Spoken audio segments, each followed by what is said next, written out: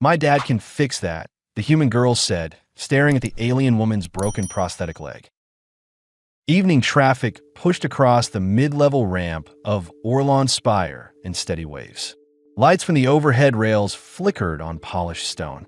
A warm mechanical hum rolled through the air every time a train swept past the viewing panels. It was the end of shift hour, workers pacing home, officers checking schedules, machines whirring through their programmed routes. Illyra moved through the crowd with a crate pressed tightly to her ribs.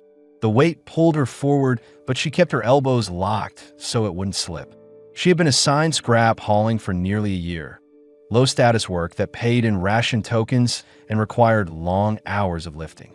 Her company never replaced anything unless it completely failed, so her prosthetic leg had been stretching the limits of its design for months. The metal bones showed wear. The knee joint clicked out of rhythm whenever she shifted too fast. She kept her pace steady. She just wanted to reach the collection point on the far landing. After that, she could return to her cramped housing cell, eat whatever thin soup the company issued that day, and sleep until another cycle began. Nothing more. She didn't expect kindness from the city. Orlon Spire had taught her long ago that alien labor existed to fill quotas, not to be treated as part of the community. The prosthetic gave its warning, a quiet grinding near the joint. Her breath tightened. The limb had been slipping all week. She had tightened the straps, adjusted the clamps, even used a spare strip of cloth to support the socket. None of it solved the pressure that kept building with every step. She adjusted the crate once more. Her fingers trembled from fatigue. The failure happened in a single, sharp moment. A metallic crack shot up her thigh. The knee buckled sideways. The prosthetic twisted and folded under her, completely losing alignment. Her body hit the stone hard. The crate burst open, sending scrap metal scattering across the walkway. Pain flashed through her hip, ribs, and palms. She stayed on her hands and knees for 2 breaths before trying to push herself upright. People slowed, but no one reached for her. Several commuters skirted around the fallen pieces. A few muttered about unsafe equipment. A man in a company vest stepped wide around her, as if avoiding a cleaning spill. Someone laughed softly, the kind of laugh people gave when the discomfort belonged to someone else. Illyra swallowed down the sting in her throat. She reached for the prosthetic with stiff fingers. The knee ring had split along one edge. Cables hung loose. The joint wobbled uncontrollably when she tried to move it. She felt exposed. Her skirt had ridden high on her thigh, and the broken limb drew attention she didn't want. She dragged a scattered connector closer. She didn't know why she bothered. She couldn't fix the leg here, but she felt the instinct to gather her things, to make the mess smaller so the crowd would stop looking at her. Off to her right, a girl stopped swinging her legs on the low rail. Mira Thane had been waiting for her father to finish his shift inside the municipal neuroprosthetics bay. She often sat on that railing, passing time by watching the train streak past. The girl was used to the noise of the station, the detachment of the crowds, and the routine of her father's long work hours. She understood more than most children. People didn't always stop for someone in trouble. But when she saw Illyra fall, something in her chest tightened. She slid off the railing and ran across the traffic with quick, lightweight steps. Her oversized transit jacket bounced at her sides. A few adults muttered when she cut in front of them, but she didn't slow down. Mira dropped to her knees beside Illyra. The stone felt cold through her shorts. Up close, she saw every detail. The torn skin on Illyra's palms, the skewed alignment of the prosthetic, the way the limb shook when weight neared it. "You're hurt," Mira said, voice steady despite the alarm in her eyes. Illyra didn't answer at first. She was trying to control her breathing. She lifted her head slowly, seeing a child where she expected an officer or a supervisor. "I'm fine," she murmured, though her leg said otherwise. "Please go. People are waiting." Mira shook her head. "My dad can fix your leg. He works right there."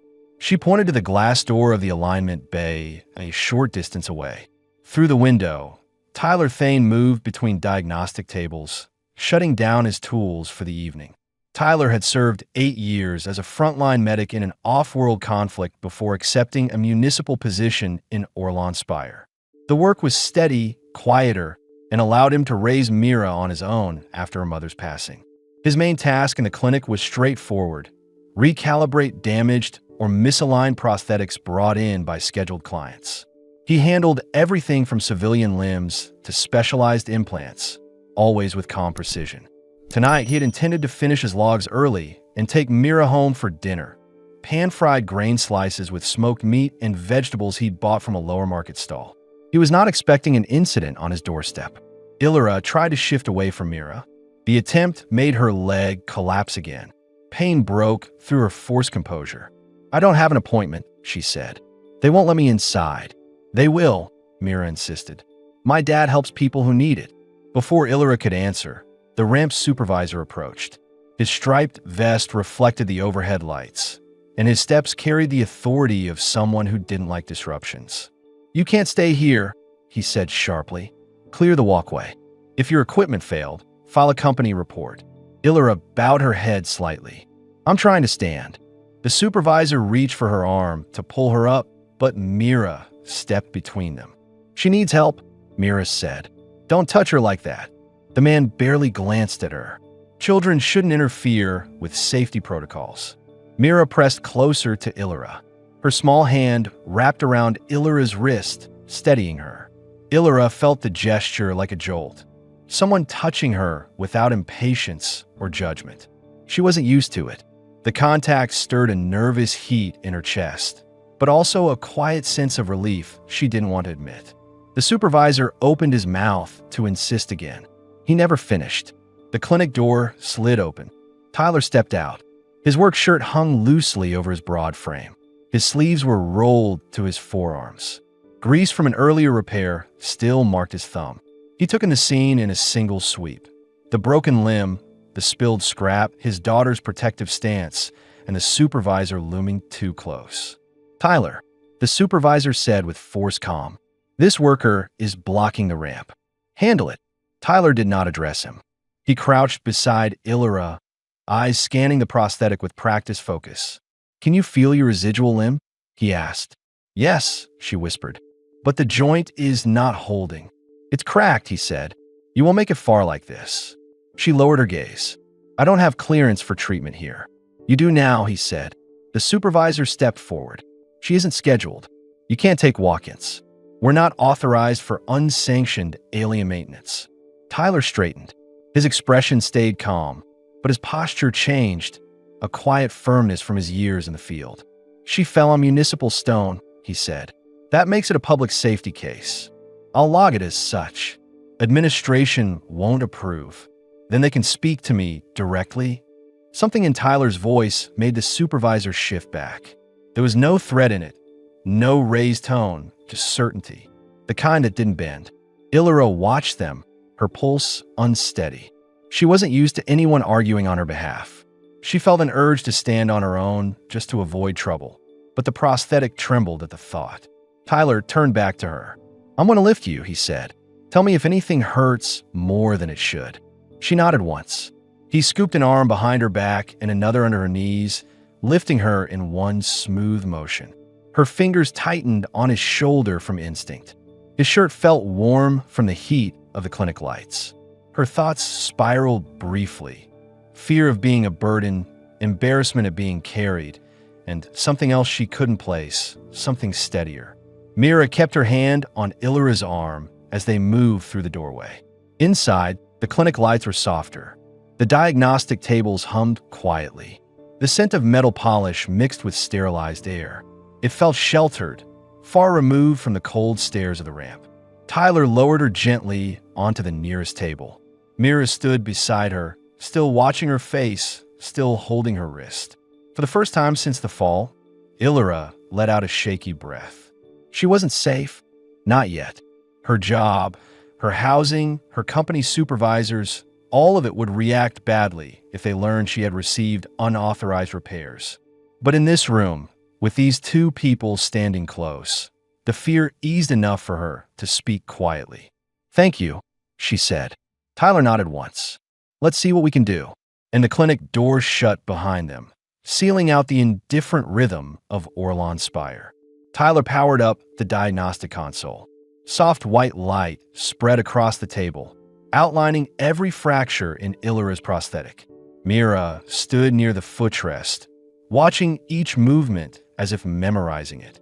Illyra sat upright, back straight despite the pain creeping up the muscles of her thigh. The clinic air felt warmer than the ramp outside, carrying the faint scent of metal polish and sterilizer. Her fingers gripped the edges of the table. She wanted to appear steady, even though her body shook from the impact. Tyler adjusted the light above her knee. "Tell me if anything feels sharp," he said. She nodded. It was the first time in a long while someone asked her comfort, as if it mattered. He pressed gently around the socket.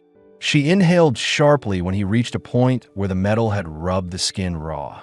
He paused his hand, not moving it away, only waiting. "It's been misaligned for months," she said quietly. "The company technician told me it was normal for our model." Mira frowned. He lied. She muttered. Tyler didn't correct her. He continued examining the joint with slow, deliberate motions. "This isn't normal wear," he said. "The socket was never shaped for your thigh. You've been carrying weight in the wrong place." Illyra lowered her gaze. "It came from a recycle bin. My company issues used parts. We sign a release saying damage is our responsibility." Myra's hands curled into fists. "That's not fair." Illyra offered a tired smile. "Fair isn't something we get much of." Tyler looked up at her. "You're here now. Let's focus on fixing this."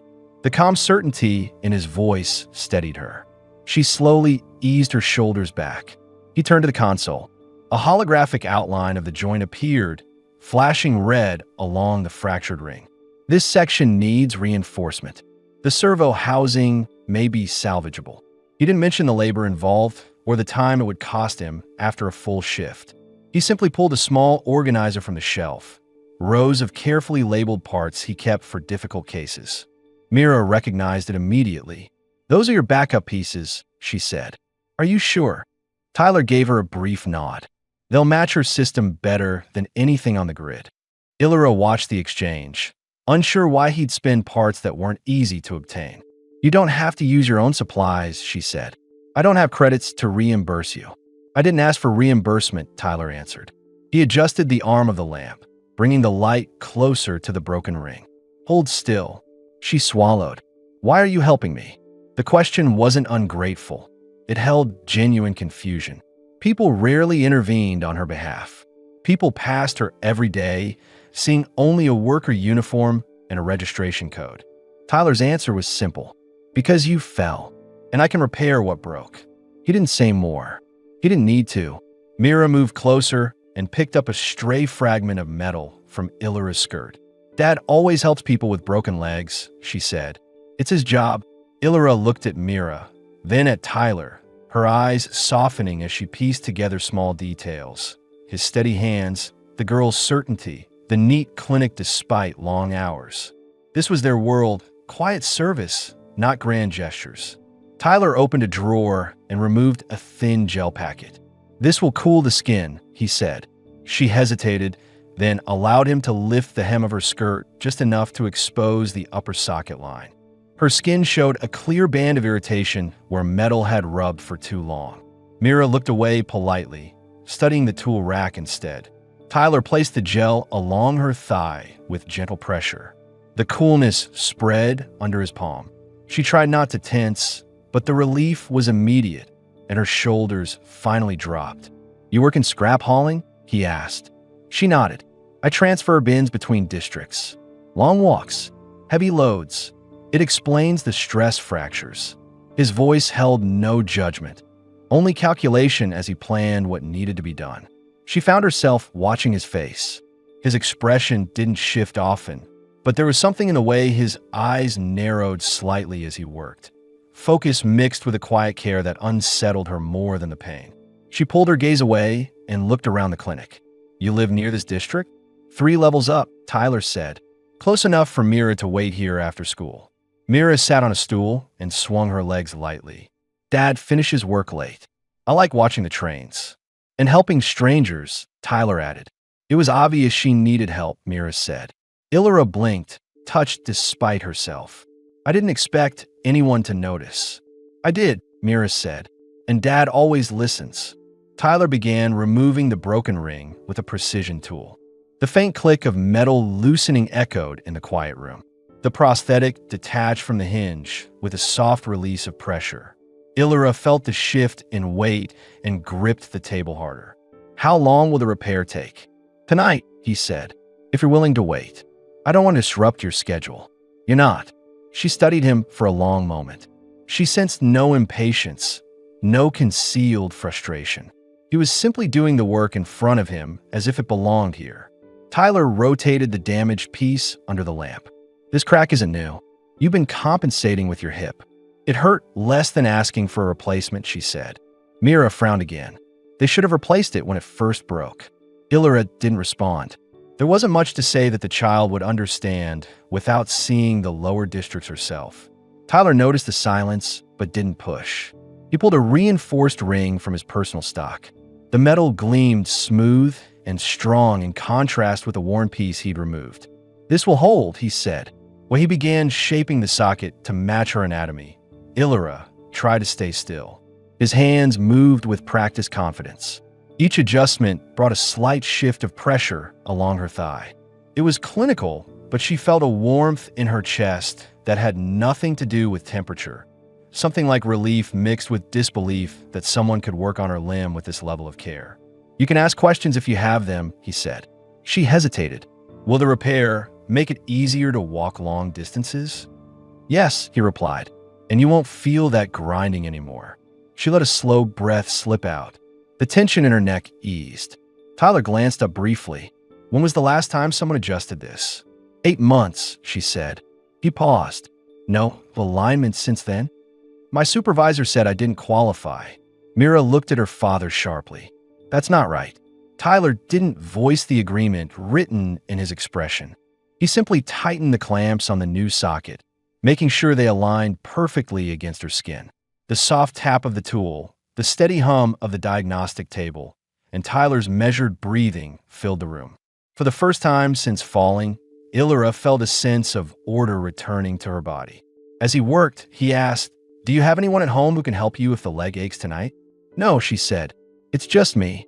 Mira glanced up, eyes narrowing in a way that meant she didn't like that answer. Tyler's voice remained neutral. If the gel wears off, the muscles may tighten. I'll send you with a pack. Thank you. He gave a single nod. We'll fit the limb soon. You'll stand again tonight. Illyra looked down at her hand resting on the table. Her fingers were still shaking faintly, not from pain anymore, but from something she couldn't name. For the first time in a long while, she felt seen, not as a worker in a uniform, not as a liability, but as a person whose discomfort mattered. And Tyler worked on, unaware of how deeply that simple fact unsettled her. Tyler attached the final stabilizer ring and tightened the last microbolt with a smooth turn of his wrist. The limb gave a low mechanical hum as the new components synced with the diagnostic table. The light above Illyra dimmed automatically, sensing the alignment was complete. We're ready to fit it, he said. Illyra nodded and steadied herself with her hands on the table edge. She watched him lift the prosthetic with both hands, careful not to strain any fresh connections. Even detached, the limb looked different. Cleaner lines, stronger joints, reinforced metal where the old one had been worn thin. Is it heavier? She asked. A little, he said, but it'll distribute weight correctly this time. She swallowed, suddenly aware of how vulnerable she felt sitting here with one leg and unfamiliar people observing her. Mira sensed the shift and moved closer, placing a small hand against Illyra's forearm. It's all right, Mira said. Dad never breaks anything he fixes. Tyler glanced at his daughter with a faint exhale that might have been amusement, then looked back to Illyra. Ready? Yes. He lifted her thigh gently, guiding the socket toward the residual limb. His hands were warm, steady, and clinical. She braced for the usual jolt of pain, but the new socket slid into place with a soft pressure instead of a sharp one. Her fingers tightened on the table. That feels different. Better? He asked. She tested a small shift of her hip. The socket held without grinding. Yes, much better. Tyler locked the release mechanism on the side. The prosthetic clicked into place, the connection seamless. He checked the alignment from 3 angles, then stepped back. Try lowering your weight slowly, he said. Don't force anything. She eased herself forward, hands gripping the table for balance. The prosthetic touched the floor with a muted tap. She shifted a fraction of her weight onto it. The joint moved smoothly. Her breath caught. Months of pressure vanished, as if someone had lifted a burden she didn't know she still carried. You're standing, Mira said with a grin. Not fully, Illyra murmured. But it's holding. Finish it, Tyler said. Stand all the way. She drew a breath and pushed upright. The limbs supported her completely. No crooked angle. No metal slipping out of place. No sudden drop threatening to send her to the floor again. The relief hit so sharply she had to blink against a rush of heat behind her eyes. She straightened her back and shifted her weight from one leg to the other. The movement felt almost natural. Tyler watched every detail of her posture. Any pain? Only where the old socket rubbed, she said. The joint itself, it feels solid. Mira clapped once, unable to hold in her excitement. I told you he could fix it. Illyra turned to her. You did. Her voice carried a quiet warmth she hadn't expected.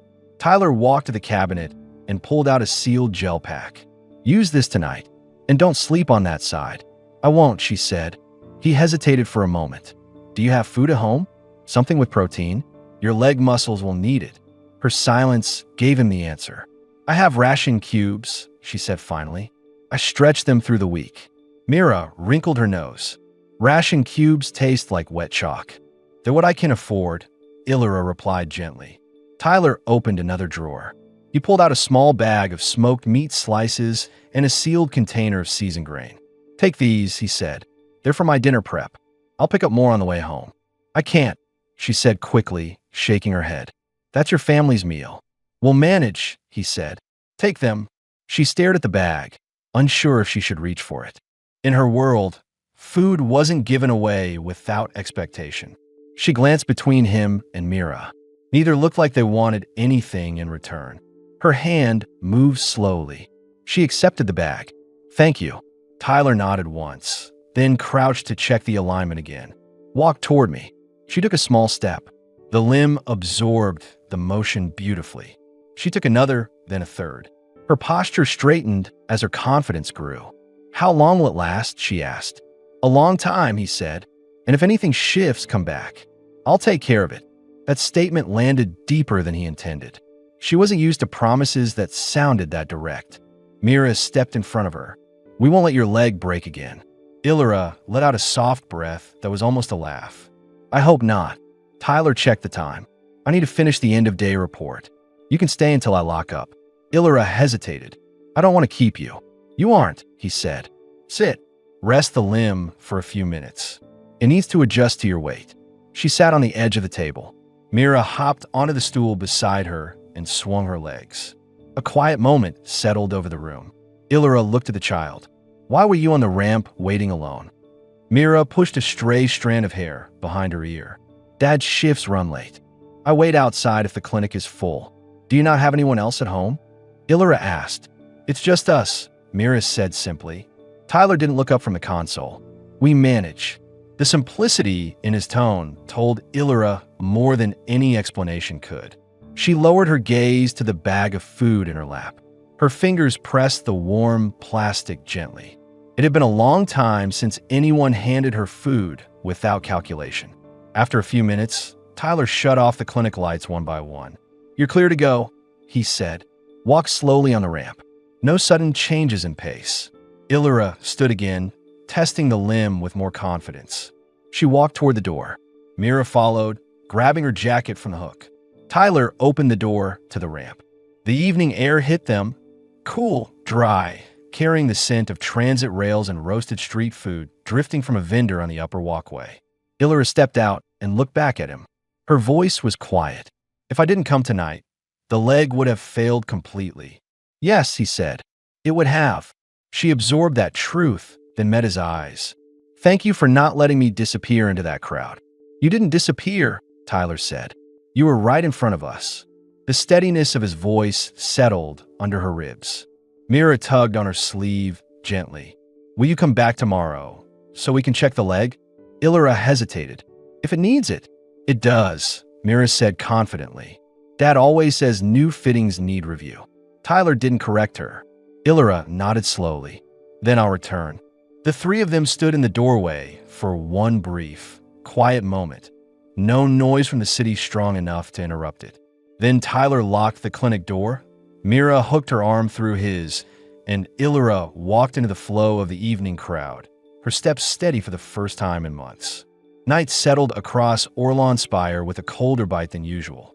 The rail lines glowed in thin blue veins between the towers, and the air carried a dry metallic scent from the upper vents. Workers moved in tired clusters toward housing blocks. Delivery drones zipped between levels, silent, efficient, avoiding the walkways entirely. Illyra walked with care. The repaired prosthetic moved smoothly beneath her skirt, absorbing each step without the sharp ache she had grown used to. She tested her weight on it several times, checking for instability. Nothing shifted, nothing pinched. The steady support felt unfamiliar after months of grinding pain. The small food bag from Tyler hung from her fingers, warm against her palm. She kept replaying the scene in the clinic. Myra's hand on her arm, Tyler's calm instruction, the quiet certainty in his voice. It unsettled her how easily they had pulled her out of the crowd without hesitation.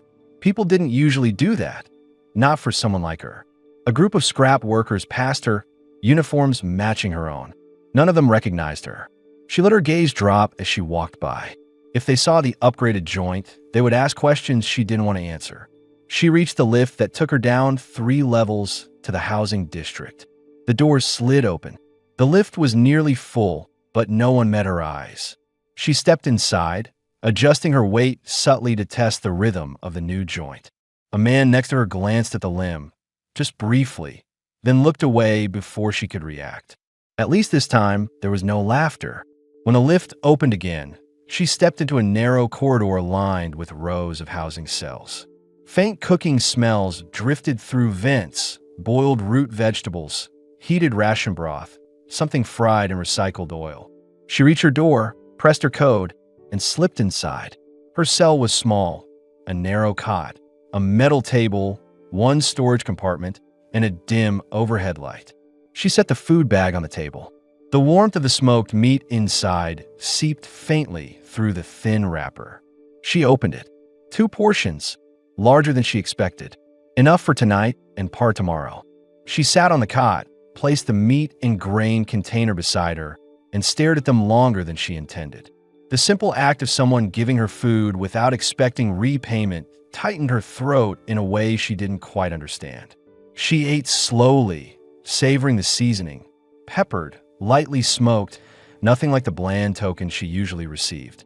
She imagined Mira helping prepare it, probably sneaking extra spices when Tyler wasn't looking. The thought made her chest warm.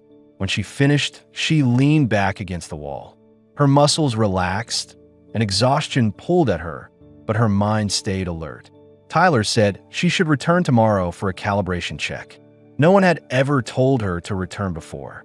Repairs usually ended with a dismissive good luck or an invoice she couldn't pay.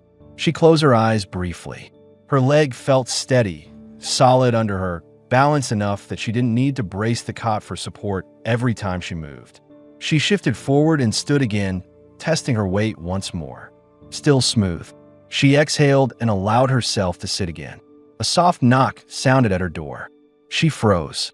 Her company supervisors never came at night. Neighbors didn't visit. For a moment, she wondered if she had imagined it. Another knock followed, gentle, quick, then silence. She approached the door with caution and checked the viewer screen. A young boy stood outside, holding a small parcel. She recognized him. One of the district runners who delivered notices and messages for minimum pay. She opened the door slightly. Yes. He handed her the parcel. From the collection office, he said. Supervisor wants confirmation tomorrow at shift start. Her stomach dropped. What confirmation? No idea, the boy said. They told me to say you missed your quota today. She blinked. I fell on the ramp. My limb broke. The boy shrugged, uncomfortable. They said to report anyway. He backed away down the corridor. Illyra closed the door and set the parcel on the table. Inside was a printed slip, a notice requiring her to present herself to the scrap supervisor for performance review. That usually meant a warning. Sometimes it meant reassignment. Sometimes removal from the roster. Losing her job meant losing her housing cell.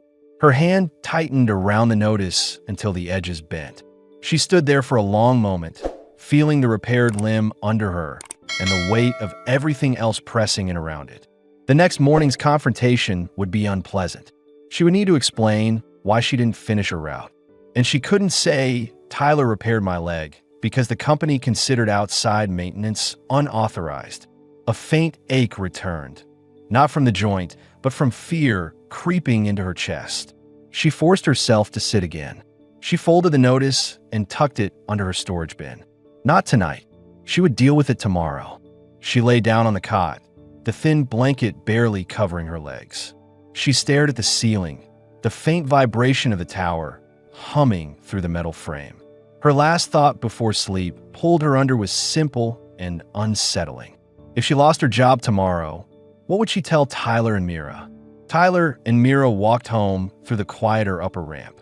Mira held a small pack of seasoning in her hands, something she insisted on buying for tomorrow's dinner. The walkway lights cast soft reflections on the polished stone. "Dad," Mira said, "will she really come back tomorrow?" "Yes," Tyler answered. "She needs to follow up. And if her job gets angry she didn't finish her shift?" He didn't slow his pace. "We'll see what happens. You think she'll get in trouble?" He didn't confirm or deny it. He only adjusted the strap of his work bag on his shoulder and kept walking. Mira watched him closely. "If she needs help, we'll help her, right?" Tyler didn't answer immediately. He wasn't a man who promised things he couldn't deliver. But he'd seen the fragility in Illyra's posture when she first stepped into his clinic, and he'd seen her steady herself with quiet dignity when she left. "Yes," he finally said. "If she needs help, we'll be there." Mira smiled and skipped a step ahead, relieved. Tyler looked up at the city lights. Endless rows of windows, rails stretching in luminous lines.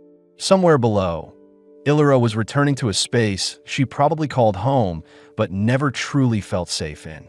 He planned to guide her through the steps she needed to regain her independence, even if she didn't fully understand them yet. And tomorrow, when she stepped back into his clinic, he intended to ask the questions he hadn't asked tonight. Where she lived, who she depended on, and whether anyone else was looking out for her at all. A low wind swept across the ramp, brushing against his sleeves. He hoped the answer wasn't no. Illyra arrived at the scrap facility before sunrise. The ramps outside were nearly empty, and the air still held the cold bite of early morning. Her repaired leg moved with a clean rhythm beneath her skirt, smooth enough that it almost felt like her own limb again. But every step carried a quiet tension. Her supervisor's notice weighed heavy in her pocket. Inside, the loading bay lights flickered awake. Workers gathered in scattered groups, rubbing their arms to keep warm.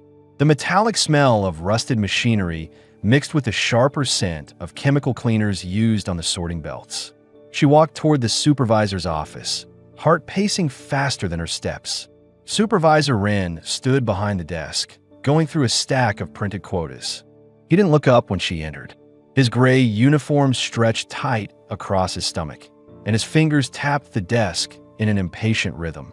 "You missed your final bin yesterday," he said without greeting. "My prosthetic failed," Illyra answered. "I fell."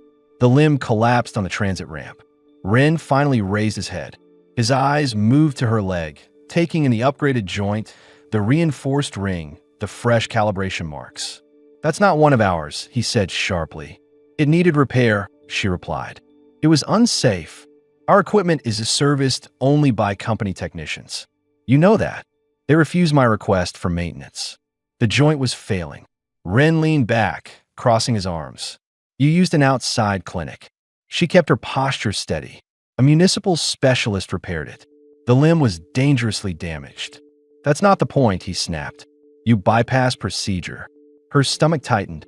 "I didn't have a choice." "You always have a choice," he said. "Report the issue, wait for approval, wait for a replacement. We have structure for a reason. I couldn't walk, she said quietly. Then you should have stayed where you fell until an authorized responder arrived. She felt heat rising in her chest. Anger, disbelief, fear all tangled together. No responder came. Ren shrugged as if that part didn't matter. You still violated the maintenance directive. He pulled a form from the drawer and set it on the desk. Sign this acknowledgement and report to sorting duty for reevaluation. She stepped closer, scanning the page. It stated that she accepted responsibility for unauthorized modifications and waived her right to appeal any changes to her work status. What happens if I refuse? She asked. Ren didn't hesitate. Housing revocation and removal from the district roster. A cold weight settled on her ribs.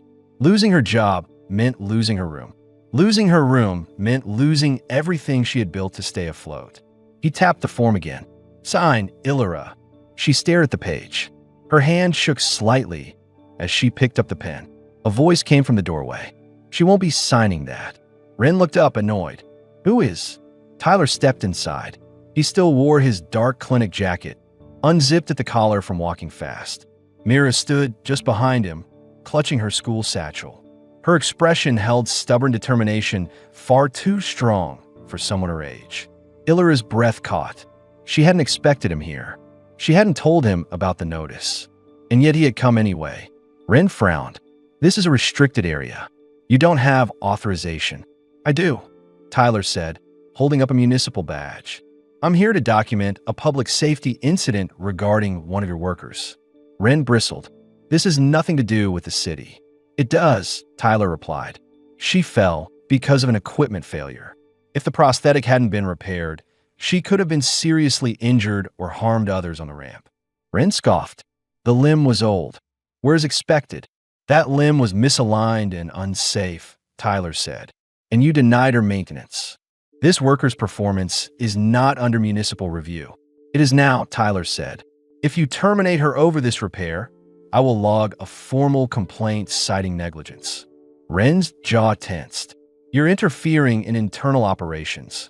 I'm notifying you of a safety violation, Tyler corrected. Which is my job. The room went silent. Mira stepped forward, voice calm but firm. She couldn't walk. Dad fixed it because nobody else would.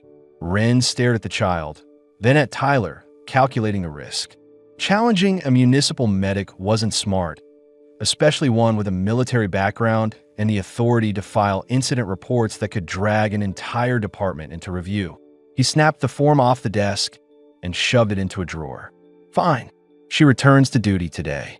The words came out strained. But any future unauthorized modifications will result in... Tyler cut in. Future repairs will be handled appropriately. By me. Ren's eyes narrowed. This is highly irregular. So, is letting a worker walk around with a fractured prosthetic? Tyler said. If you have a complaint, you can file it. Ren didn't answer. He picked up another file, pretending to read it, signaling the conversation was over. Illyra stood still, processing the shift. One moment, she'd been staring at a threat to her life. The next, someone had stepped in.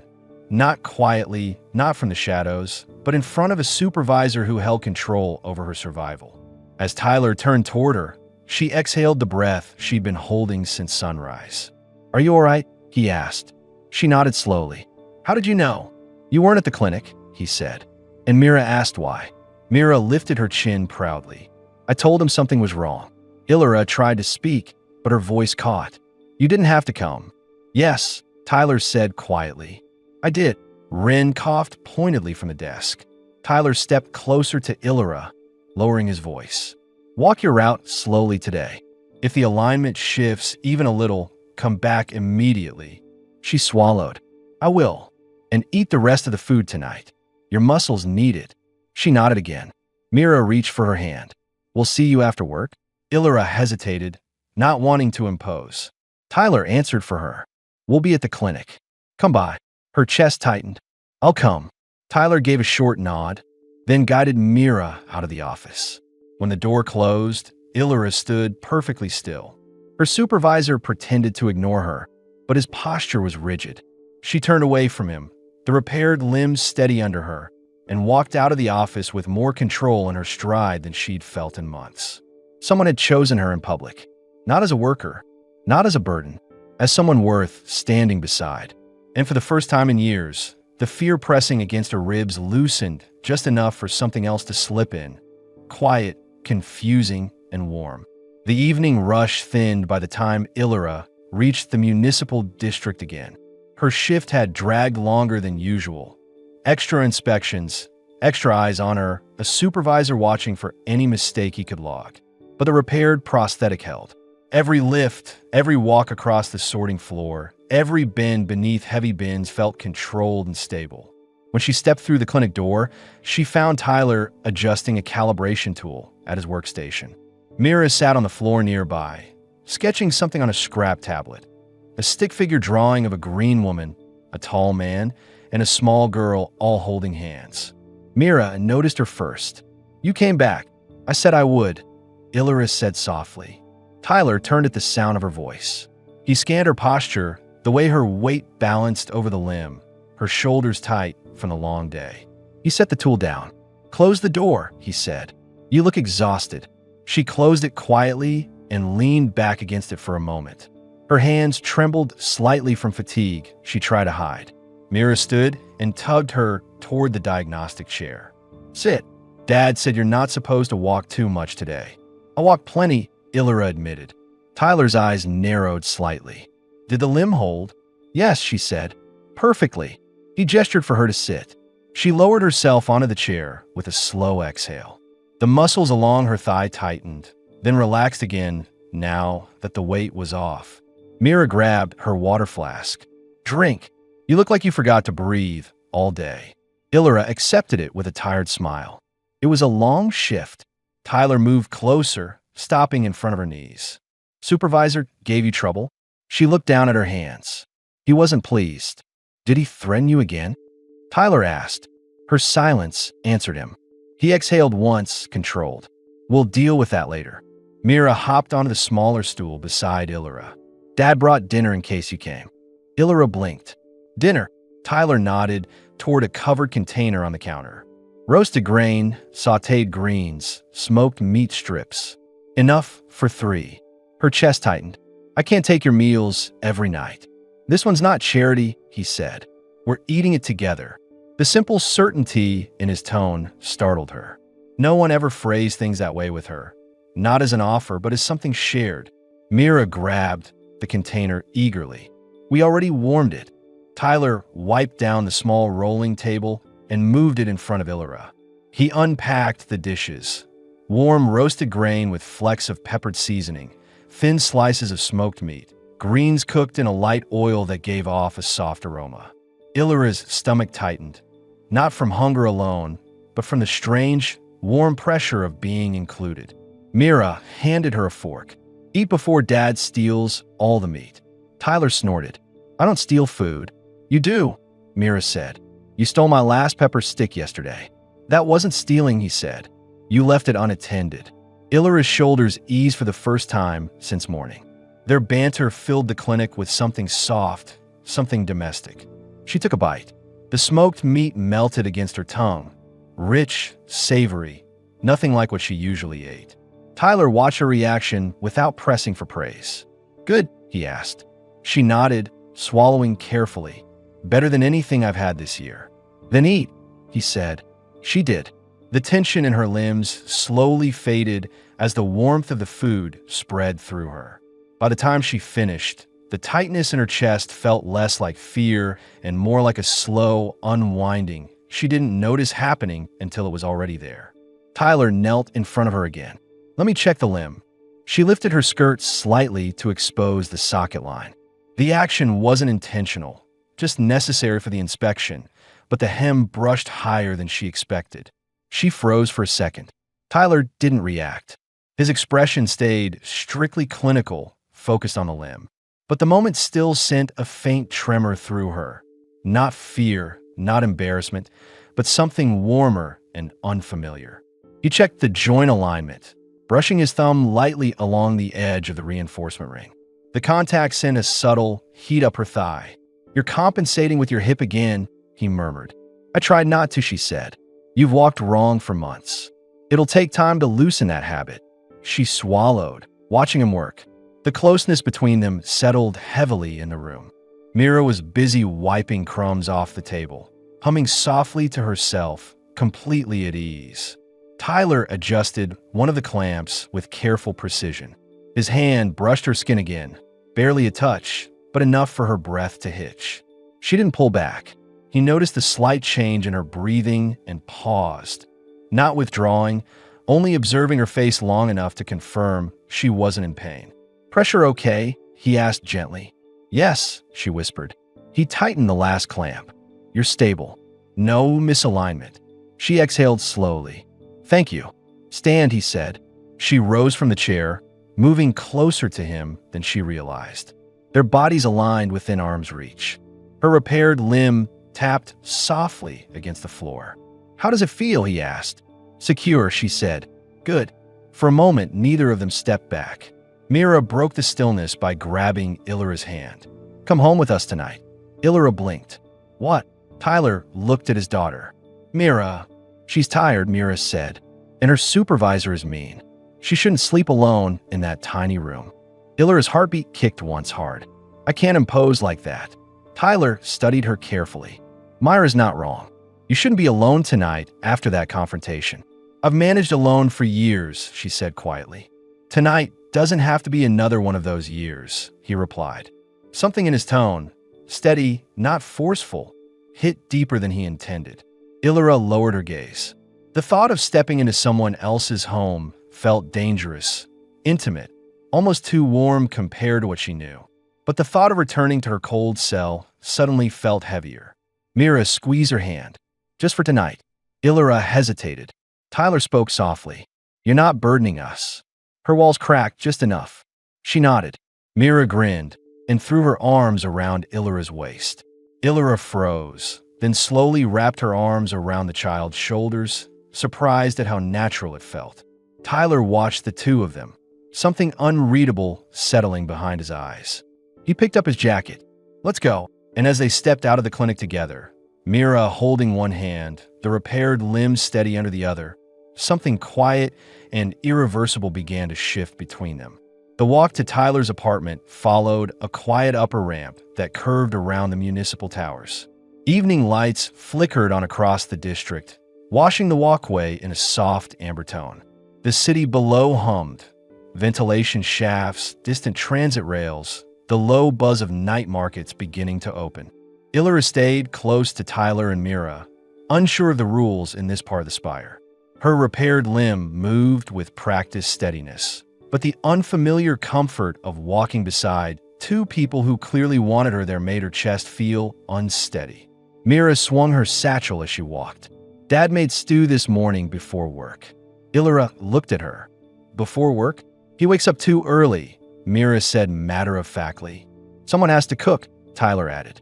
They reached a narrow metal door recessed into the side of a residential block.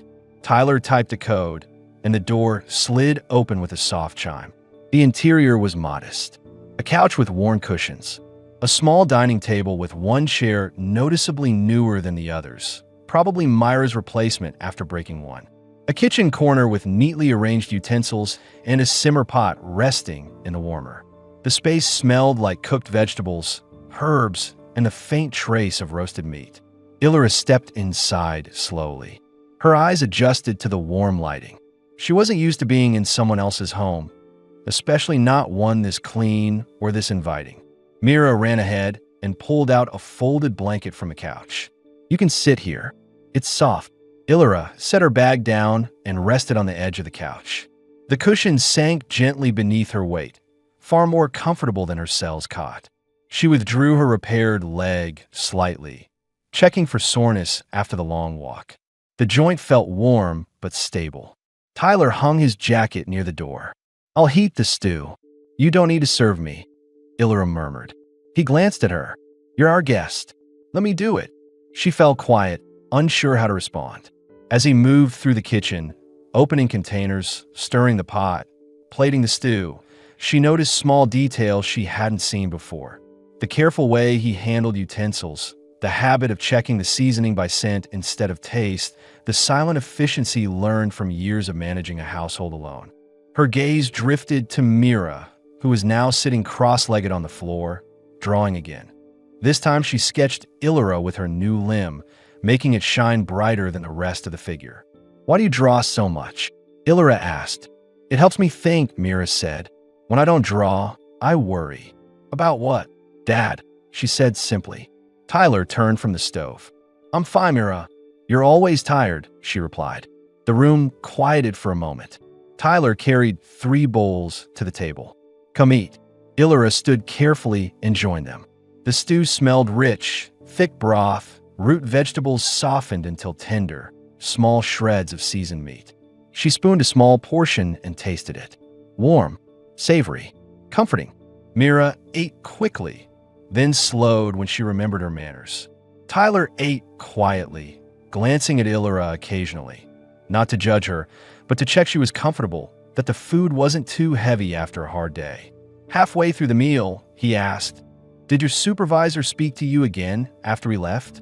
Illyra shook her head. "He avoided me the rest of the day." "That's good," Tyler said.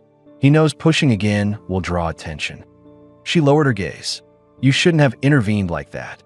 "Yes," he said firmly. "I should have." Mira nodded in agreement. Illyra set her spoon down, trying to steady the swirl of gratitude and discomfort inside her. She had survived so long by relying on no one. Now she sat in a stranger's home, eating food prepared hours before she arrived, with a child sketching her, as though she belonged here. After dinner, Mira carried their bowls to the sink. Tyler wiped the table and moved a small storage box to clear space for Illyra's bag. "You can stay here tonight," he said. "The couch folds out." "I don't want to take your place," she replied. "You aren't," he said. "My room is separate." She hesitated. "I've never stayed anywhere but the workers' cells." Mira hopped onto the couch. "Then you need to try somewhere better." Illyra sat back down, watching the room settle around her. The softly humming light panel, the faint clatter of dishes as Mira rinsed them, the quiet confidence in Tyler's movements. None of it matched the cold, cramped world she knew. She tested her limb again. The weight of the day rested heavily on her thigh and hip. When she shifted, a soft ache shot upward. She tried to hide the wince, but Tyler saw it. "Pain?" he asked. "Just tired," she said. He kneeled in front of her. "May I check?" She nodded. He placed his hands gently on her knee and along the attachment line, feeling for heat, misalignment, strain. His fingers were warm and sure, his touch steady. When he adjusted her legs slightly, her breath hitched, not in pain, but from the sudden closeness. She didn't move away. "Overworked," he said quietly. "Tomorrow you shouldn't walk as much." She watched him. Not the mechanic, not the medic, but the man who had shown up for her without being asked. "What do people do?" she asked, voice low, "when they're not used to being helped?" He met her eyes. "They learn." Her throat tightened. Mira returned, wiping her hands on a towel. "Dad, show her the balcony." Tyler stood and motioned for Illyra to follow. He slid open a narrow door, leading to a small balcony overlooking the lower districts. The city stretched beneath them in layers of soft light. Rails wound between towers like silver threads. Air vents blew warm currents upward. Illyra stepped out, gripping the railing. The wind brushed her hair, cooling her face. The view felt too wide, too open compared to her cramped cell. "Mira loves this spot," Tyler said. "Says it feels like the city is breathing." Illyra nodded. "It's beautiful." She turned slightly. Tyler stood close, not touching, but close enough that warmth radiated from him. "You don't have to go back to the worker cell tonight," he said softly. Her voice came out barely audible.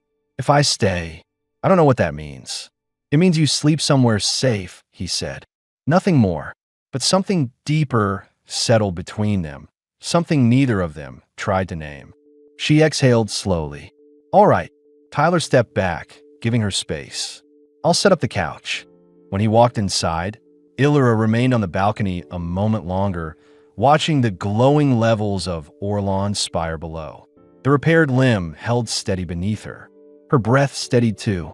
For the first time in years, she didn't dread the night. She didn't brace for cold, or silence, or being forgotten. She stayed because she wanted to, and because someone wanted her here. Tyler dimmed the apartment lights as the city settled into its late-night rhythm. Distant rails hummed beneath the tower, a steady pulse that softened once the last commuter lines closed. Mira had already fallen asleep in her small room, curled under a blanket, her sketchbook still open beside her. Illyra stood near the balcony door, arms folded lightly over her stomach. She watched the faint glow rising from the lower levels, a slow, wavering reflection against the glass. Her hair hung loosely over one shoulder, the ends brushing the fabric of Tyler's shirt she wore. It was too big for her, falling just above her thighs, but she didn't seem uncomfortable in it anymore. Tyler finished securing the fold-out couch, smoothing the blanket across it. "It should be warm enough," he said. "It is," she replied. Her voice carried something calmer than the night before. He noticed. She stepped away from the window and came toward him. Her prosthetic clicked softly as she moved across the floor. "Do you mind if I sit for a moment?" "It's your place tonight," he said. "Sit wherever you want." She lowered herself onto the edge of the fold-out. Tyler crouched beside the leg to check the alignment strap, more out of habit than necessity. When he reached for it, she stopped his hand gently. "It's fine," she said. He paused, studying her expression. She wasn't pushing him away. She simply didn't need help right now. He straightened. "I've been thinking," she said. "About what?" "About this." Her gaze moved around the room. "Being here, being with you and Mira, the kind of life you already built." He waited. She seemed to choose her words with care. "I'm scared," she said quietly. "Not of you. Of wanting something I'm not supposed to have." Tyler sat beside her. Close, but not too close. "You think this is something you're not allowed?" "I think I don't know the rules," she said. "Every place I've been, belonging was never an option." "You're not at those places anymore." She closed her eyes briefly, letting that sink in.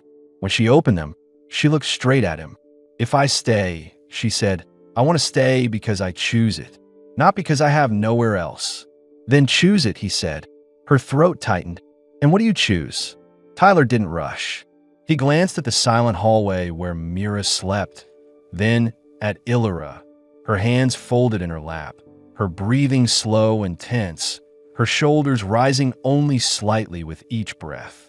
"I choose you here," he said, "in this home, not as a guest." Her fingers curled slightly. A quiet shift in her posture betrayed how much weight that sentence carried. He added, "But only if you want it just as much." "I do," she whispered. The words trembled at the edges, not from hesitation, but from relief. He reached toward her, slow enough for her to stop him. She didn't. His hand settled on her thigh, her real leg, warm skin beneath the oversized shirt. She exhaled softly, leaning into his touch. Her hand covered his, steady, giving permission. For a moment they sat in silence, the city humming beneath them, their breaths gradually finding the same rhythm. "Come to the balcony a moment," she said. He stood with her. She slid the door open, letting a mild breeze sweep through. The district lights cast her green skin in soft gradients, the pale glow tracing her collarbone and the curve of her jaw. She rested her hands on the railing and looked out over Orlon Spire. "I used to watch these towers from the lower ramps," she said. "I thought anyone who lived up here must have everything." "Most people here don't have anything that matters," Tyler replied. She turned her head slightly. "What matters to you?" He stepped closer, close enough that their shoulders nearly touched. "That you're safe. That Mira stops worrying. That we stop pretending this isn't becoming real." Her breath caught. She didn't step away. Her hand slid along the railing until it touched his. "I didn't know humans could say things like that so simply," she said. "I'll learn to stop wasting words," he answered. She let her fingers curl around his. The connection was small, but deliberate. A choice made in full clarity. Inside the apartment, they moved quietly. She sat again on the fold-out couch, but this time she didn't sit at the edge. She leaned back slightly, shoulders relaxed. He stood in front of her, waiting, not assuming, not leading, just present. "Tyler," she said softly, "come here." He lowered himself beside her. Their bodies aligned in an unhurried, natural way. She shifted closer, letting her knee touch his. When she looked up at him, there was no tension in her face, only a steady, searching focus. "Is this allowed?" she asked. "It is," he said. "If you want it." She nodded. "I want it." He kissed her gently at first, soft pressure, warm breath, her hand rising instinctively to his cheek. She tasted faintly of dinner herbs and the sweet tea Mira had given her earlier. Her fingers traced his jawline, then slid into his hair. When he deepened the kiss, she responded without hesitation, drawing him closer. The couch creaked under their shifting weight.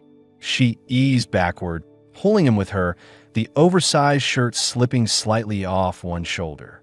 He moved slowly, attentive to every breath she took, every small change in how her body met his.